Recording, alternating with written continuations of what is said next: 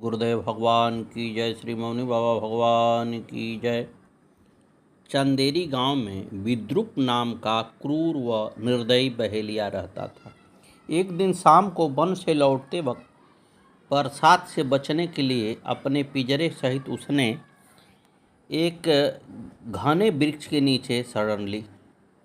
वृक्ष पर कबूतरी रहते थे। कबूतर वृक्ष पर ही था, पर कबूतरी विद्रुप के पिंजरे में थी। कबूतर पिंजरे के पास आया तो कबूतरी बोली, प्रिय उदास मत हो, एक दिन सबको बिछड़ना होता है। यह बहेलिया हमारा अतिथि है, यह शीत से कांप रहा है, तुम इसके लिए अग्नि का प्रबंध करो। कबूतर कहीं से एक अग्नि शिखा चोंच में दबा कर लाया और बहेलिए से के आगे सूखे पत्ते पर छोड़ दिया। अग्नि जलने पर बहेलिया से बोला, भाई तुम्हारी भूख मिटाने के लिए मैं स्वयं को अग्नि में छोड़ रहा हूँ। कबूतर आग में कूद पड़ा। कबूतरी रोते हुए विद्रुप से बोली, भाई अब मैं भी जी कर क्या करूँगी, मुझे भी मुक्त करो। कबूतरी भी अग्नि में समर्पित हो गई। दोनों का अतिथि प्रेम व त्याग देख देवतागण द्रवित हो गए और दोनों को लेने इंद्र के विमान भेजा।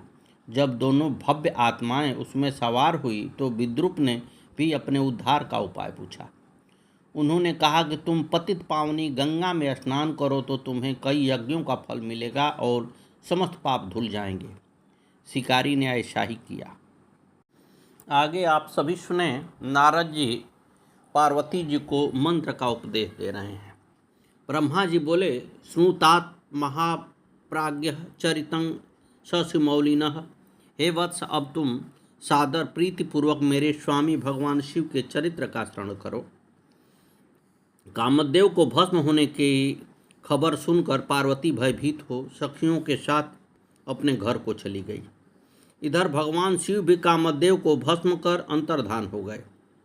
पार्वती शिव के विरह में व्याकुल हो कहीं भी सुख का न प्राप्त कर बारंबार शिव के नाम का उच्चारण करती थी। फिर भी पार्वती का मन अशांत रहता था। तभी नारद जी का हिमालय के घर में आगमन होता है। हिमालय ने संत नारद जी की पूजा की, पार्वती की सेवा का संपूर्ण चरित्र एवं शिव द्वारा काम दहन का सारा वृत्तांत वर्णन किया। तब नारद जी पार्वती के पास आकर उसके हित की बात बोले। सुनो काली बचो में ही सत्यं वाच में दयारत। हे काली, मैं तुम्हारे ऊपर दया कर सुख देने वाला वचन कहता हूँ। तुमने बिना तपस्या के ही महादेव की सेवा की और वह सेवा भी अभिमान के साथ की, इसलिए उन दयालु ने तुम्हारा सारा गर्व नष्ट किया। अतः तुम चिरकाल पर्यंत तपस्या करते हुए शिव की आराधना करो। जब तुम तपस्या से पवित्र हो जाओगी तो वे तुम्हें स्वीकार कर अपनी अर्धांगिनी बना लेंगे। तब पार्वती नारद को हाथ जोड़कर बोली, हे मुनिवर, आप सर्वज्ञ और सर्वसमर्थ हो, अतः मुझे शिव की तपस्या के निमित्त मंत्रोपदेश दीजिए, क्योंकि गुरु के बिना किसी का कल्याण नहीं होता। गुरु के बिना न तो कोई कार्य ही सिद्ध होता है, ऐसा मैंने सुना है। बाबा गोस्वामी दास जी ने लिखा है, गुरु बिन भव निधि तरय न कोई। तो गुरु के बिना कल्याण नहीं, चाहे कोई भी क्यों न हो। गुरु सबको बनाना चाहिए, हाँ, पर गुरु कैसा हो यह विशेष ध्यान रखना चाहिए। ऐसे तैसे को गुरु मत बनाना, वरना जीवन भर पछताओगे। कहावत है कि गुरु करे जान के, पानी पिए छान के। गुरु जीवन में प्रकाश देते हैं, अंधेरे को नष्ट करते हैं, भगवान की ओर गति प्रदान करते हैं। गुरु मोक्ष का द्वार हैं। आजकल के लोलुप गुरु नरक का द्वार दिखाते हैं। जो गुरु स्वयं अंधेरे में हों वह दूसरे को क्या खाक प्रकाश में लाएंगे। जो गुरु स्वयं काम क्रोध मोह ममता से घिरा हो वह आपको अथवा दूसरे को कैसे मुक्ति दिला सकता है। काशी के एक प्रसिद्ध विद्वान ने एक दिन प्रसंगवश उत्पन्न दुख के साथ मुझसे कहा, आचार्य जी, आजकल लोभी पाखंडी साधु सन्यासियों के द्वारा बड़ा अनर्थ हो रहा है। यह भारतवर्ष के समस्त प्रांतों में, नगरों में, कस्बों में और ग्रामों में पहुंचकर अपने व्याख्यान कला कौशल के द्वारा और अपने दलालों के द्वारा भोली भाली जनता को प्रभावित कर उन्हें शिष्य बना लेते हैं। वस्तुतः साधु सन्यासियों को गृहस्थों को शिष्य बनाने का अधिकार नहीं है, फिर भी वे गृहस्थों को शिष्य बनाकर उनका घर और धर्म दोनों ही लूट लेते हैं। अतः कुल परंपरा से सुपरिचित विज्ञात कुलशील सदाचारी गुरु से ही दीक्षा ग्रहण करना चाहिए। दीक्षित धातु से गुरुश्च हलः, इस परणीय सूत्र से अप्रत्यक्ष करने पर तथा अजात्यत खाष्ट इस सूत्र से टाप प्रत्यय होने पर दीक्षा शब्द बनता है। दीक्षा में दो शब्द है, दी और छा। दी का अर्थ है ज्ञान के संबंध को दोनों देना और छा का अर्थ है मिथ्या ज्ञान, अधर्म और विषयाशक्ति, इन तीनों प्रकार के मलों को नाश करना। दीपते ज्ञान संबंध क्षीयते च मलत्रयम् दीयते क्षीयते येन सा दीक्षेति निगयद्यते है। गुरु दीक्षा का अर्थ इस प्रकार है, वह ज्ञान के संबंध को प्रदान करते हैं और मिथ्या ज्ञान, अधर्म और विषयाशक्ति, इन तीनों प्रकार के मलों का नाश करती है। अतः जिससे ज्ञान की प्राप्ति हो और त्रिविध मल का नाश हो उसे दीक्षा कहते हैं। अथवा मनसा कर्मणा वाचा यत पापम समुपाजितम, मन, कर्म तथा वचन से जितने पाप संचित किए हैं उन सभी पापों का नाश करके परम ज्ञान को प्रदान करती है। विज्ञान फलदा शैव द्वितीयां लयकारिणी तृतीयां मुक्तिदां चैव तस्माद् दीक्षेत गीयते है।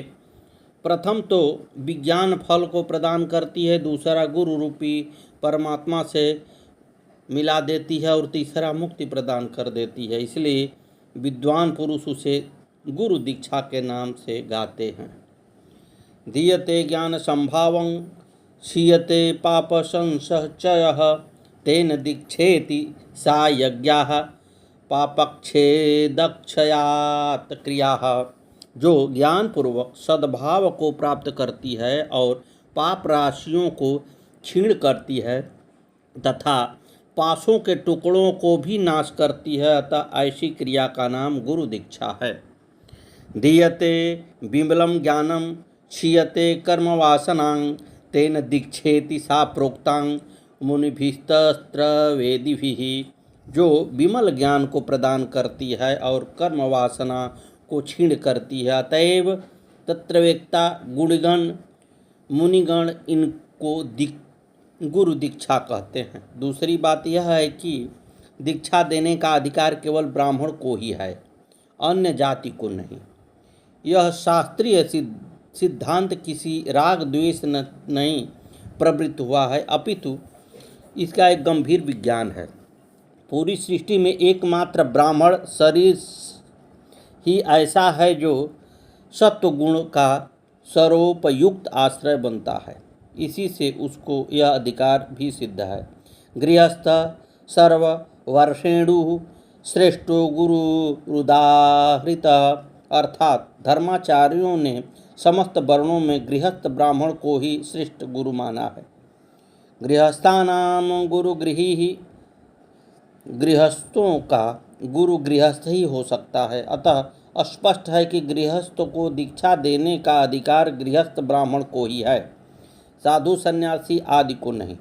जो गृहस्थ अज्ञानवश साधु सन्यासी वनवासी आदि से सकाम दीक्षा लेते हैं उनका कल्याण नहीं होता, उनका निश्चय ही पतन होता है। ध्यान दें, स्पष्ट शब्दों में लिखा है कि एते दीक्षां पितु दीक्षा या दीक्षा वनवासिनः विविक्ताश्रमिणो दीक्षा न सा कल्याणदायिका।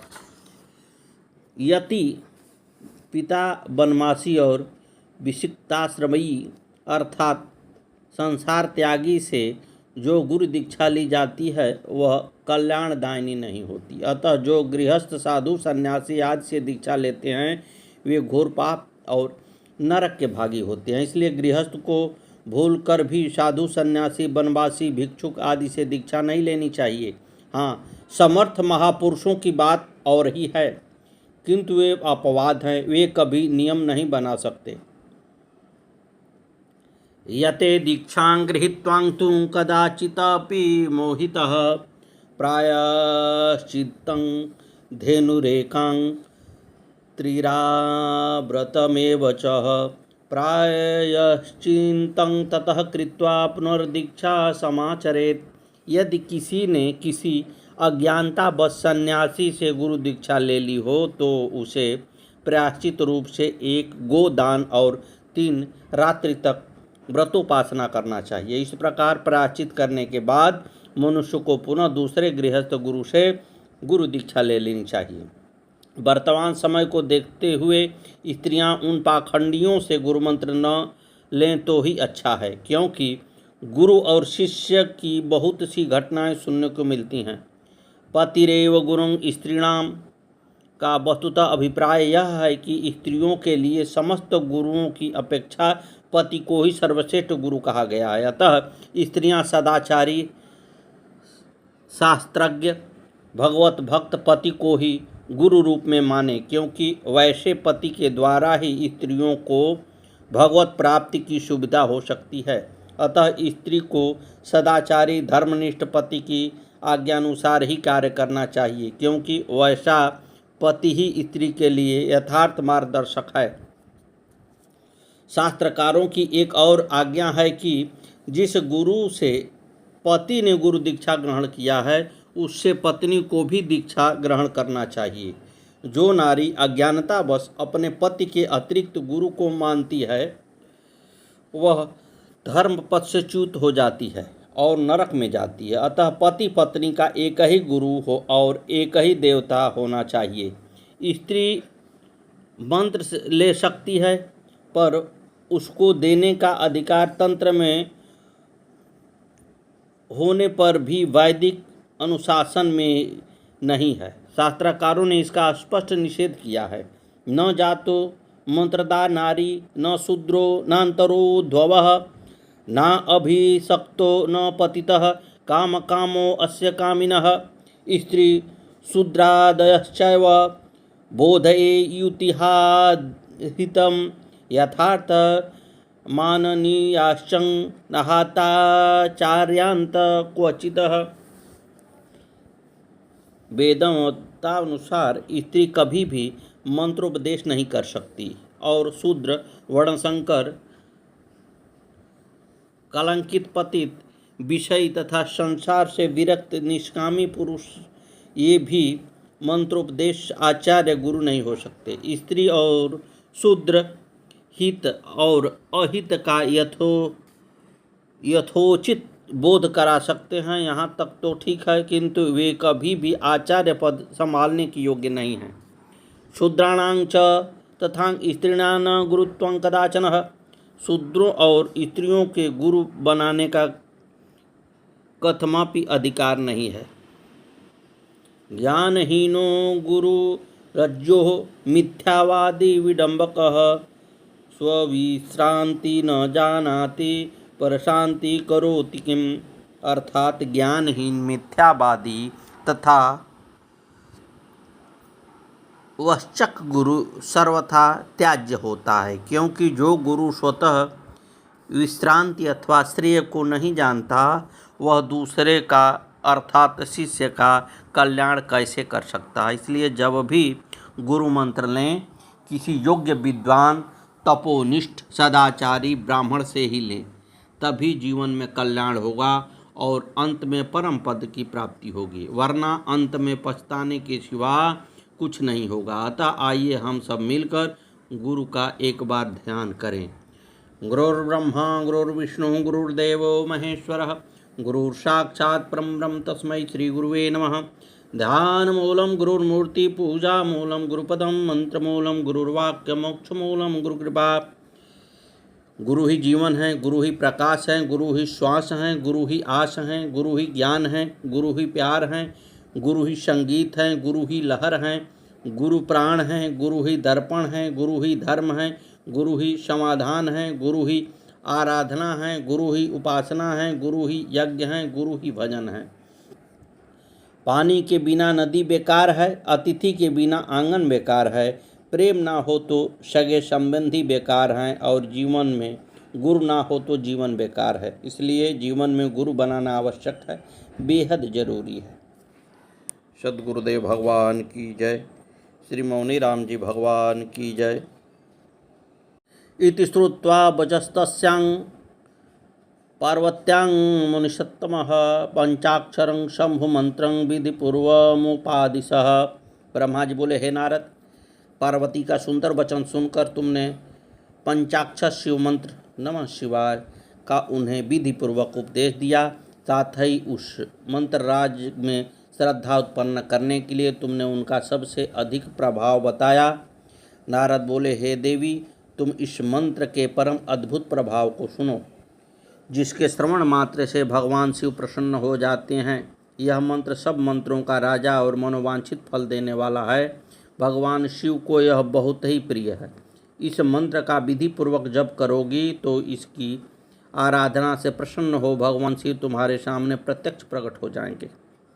अतः तुम नियम से तत्पर होकर भगवान शिव के स्वरूप का चिंतन करते हुए इस पंचाक्षर मंत्र का जप करो। इस मंत्र का जप करने से शिव जी शीघ्र प्रसन्न हो जाएंगे।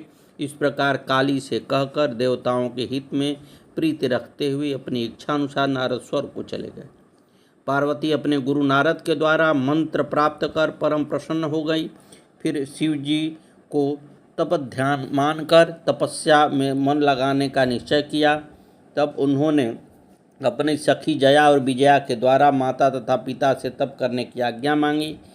पिता स्वीकार करते हुए बोले, मुझे तो बड़ी प्रसन्नता होगी, पर यदि पार्वती की माता को यह बात अच्छी लगे तो वह तप करे। यदि वह आज्ञा दें, इससे बढ़कर क्या बात हो सकती है। गुरुदेव महाराज की जय। पार्वती पतये हर हर महादेव। आगे की कथा कल। जय जय श्री सीताराम।